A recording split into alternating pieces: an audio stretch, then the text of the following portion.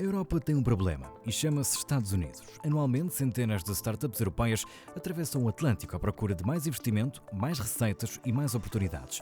Para se ter uma ideia, este ano, só em inteligência artificial, os Estados Unidos investiram 47 mil milhões de dólares, mais 2 mil milhões do que toda a Europa investe nas suas startups. Mas esta é uma tendência que está a mudar e nesta edição da Web Summit vamos descobrir como. Mariut Falkstedt é a Chief Executive do Fundo Europeu de Investimento, a subsidiária do Banco Europeu de Investimento que investe em fundos de capital de risco que, por sua vez, apoiam startups europeias. Mariut diz que a Europa tem feito progressos nos mercados de capital de risco, mas o trabalho está longe de estar terminado. I think Europe has done really well in developing a more mature venture capital markets in terms of seed and startup. Yeah. All over the European Union. We are still not there. The markets are very fragmented, so a lot of work needs to be done indeed. Para resolver este problema, a União Europeia criou um plano. Chama-se European Tech Champions Initiative e representa 3,85 mil milhões de euros para investir em megafundos. We mean funds which have a investment capacity of at least 1 billion euros and which can make investments of above 50 million each. You know, it can be 100, 150, 200, 250 million into a company, but who have the capacity to do so in all deep tech sectors. A ideia é simples, manter na Europa as empresas que nascem na Europa. Em apenas uma década, o Velho Continente multiplicou por 5 o número de startups, de 7.800 empresas em early stage em 2015 para 35 mil em 2024. Hoje em dia, 358 startups europeias já são unicórnios, ou seja, valem mais de 1.000 milhões de dólares. One of the struggles that Europe historically has faced as an innovation ecosystem is the idea that a lot of European companies that start growing their projects here, once they want to achieve a greater scale, they move overseas to the US or to other countries. What steps is the EIF taking to ensure that those companies that grow here, that scale, that find an interesting group of customers, don't feel the need to have their main operations in another region in order to achieve the scale that they want? Yeah. Initially, even a couple of years ago, 10, 20 years ago, even at the early stage, talent had to move already outside because there wasn't any money here. Yeah. The early stage part, you don't need to necessarily move to the US or to another region for the early stage. €1 out of 4 invested worldwide on the early stage is landing in Europe. So on the early stage, we're pretty much okay. It doesn't mean that it's perfect, more can be done. Where it's becoming indeed challenging is once that company scales, we don't have enough funds with deep enough pockets to lead a real growth round. Take 100, 200 million euro round. Bjorn conta que a Europa tem hoje 30% mais talento em engenharia per capita do que os Estados Unidos. O problema é o dinheiro, mas há setores onde a Europa está a ganhar terreno. The clean tech area, that sector has grown tenfold over the last 9 to 10 years, and that will continue to do so over the next years as well. But also next to that, we've seen a move towards more deeper tech sectors, so those have grown, and there's a reason for it, of course. In Europe, we need to be more autonomous, we need to have increased sovereignty, control over our fate. So what do we see there? We saw that, for instance, mobility increased a lot, but also robotics increased a lot, AI, flavor of the day.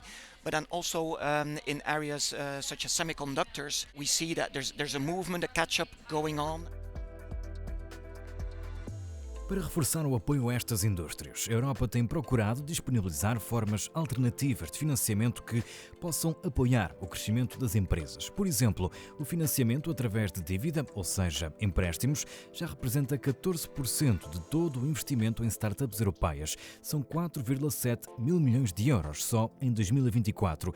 É aqui que entra o Banco Europeu de Investimento com o Venture Debt. It's what we call this passion capital, which is a quasi-equity. It's a lending which will be reimbursed when the companies will have the opportunity to make profit and to pay back the lending that they had.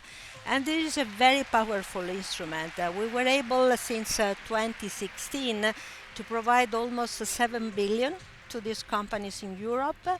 And actually, so far, we are financing 300 of these startups, and that's very good.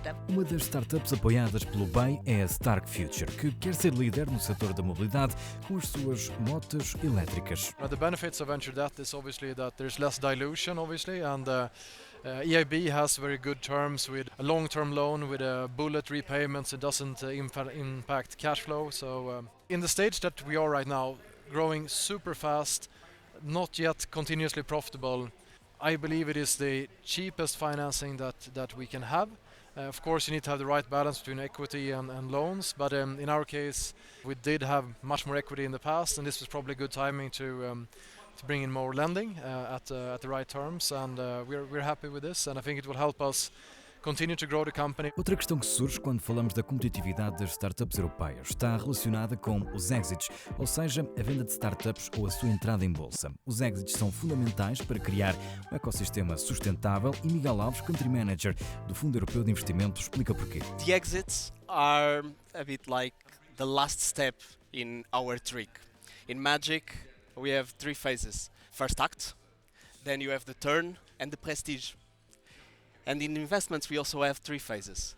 The fundraise, then the growth, and finally, you need an exit to complete the process. Why is timing so important?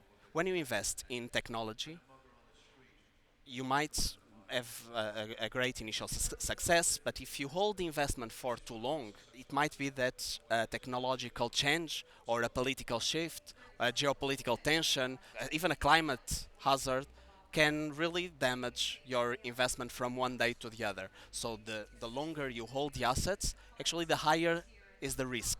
You want to stay as long as possible to leverage on the growth of these very interesting technologies, but you also want to leave at a certain moment, not to be exposed to these extreme factors. Os exits são um momento importante para os fundadores de startups, mas também podem ser para os seus empregados. Caso tenham stock options, os exits permitem que sejam compensados financeiramente de forma significativa. Com esse dinheiro, podem depois criar os próprios projetos ou financiar as startups do futuro. No entanto, há 2 desafios quando falamos de exit. O primeiro é o timing, o segundo é se faz parte da cultura de um determinado ecossistema. One of the dilemmas that any company faces in this type of situation is finding the balance between the right timing to exit and kind of make sure that they maximize the value creation that the business was able to do in a VC perspective, not in a company perspective. How can VCs find the balance between these 2 dimensions and kind of have some trust, some confidence that their decision is being the right one, and if they stayed with the company 5 more years, they would have much higher returns than the ones they are having now? Timing is everything in life and in business as well. And when you enter into a very promising startup, you try to pick the right moment, but actually what is key is the timing of the exit for you to realize the multiple. I think in Europe our founders are not so focused in exits, and the exit culture is probably more common in the US.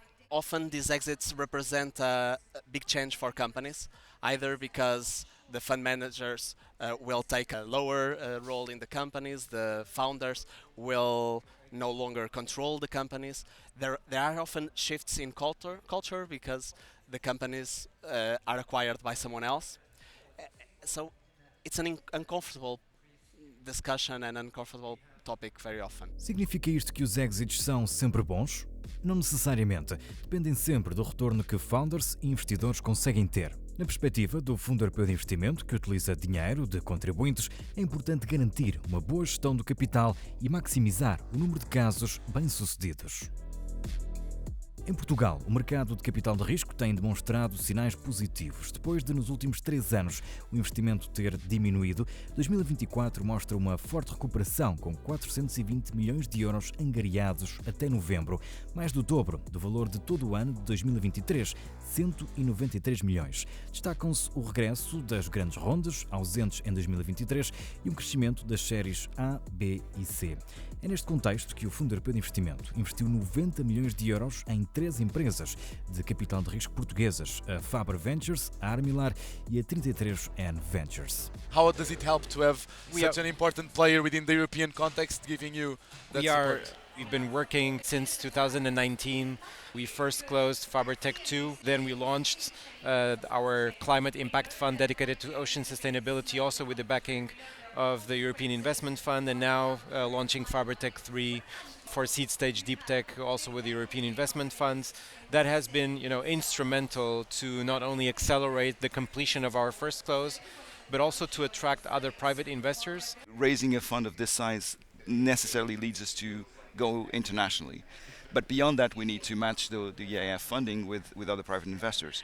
Having a fund of a larger size gives us access to institutional investors that would not normally want to invest in a small fund because they want to deploy, significant amounts of money, and they don't want to hold 50% of the funds. The discussions with the EIF have always been around.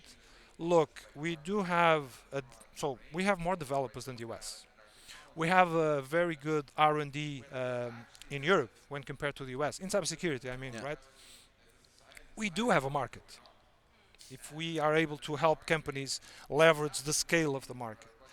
So how come we don't have an ecosystem as advanced as the US? São estes alguns dos esforços da Europa para garantir que continua a ser um mercado competitivo e que mantém no continente as suas melhores empresas. What I think what our role is to bring also other funds into the Portuguese ecosystem. And I think what is great when we look at these three funds, we have mandates like the Luxembourg Future Fund investing, we have NATO Innovation Fund investing, we have European Union investing, we have us investing, so the European Union through the EIF. All these three funds, they are investing globally. They are investing in European Union. What their focus is an investment strategy, bringing all this firepower to Portugal, creating the funds in Portugal, investing abroad brings a lot of knowledge, experience, and I would say even talent to Portugal. So it's a win-win for everybody.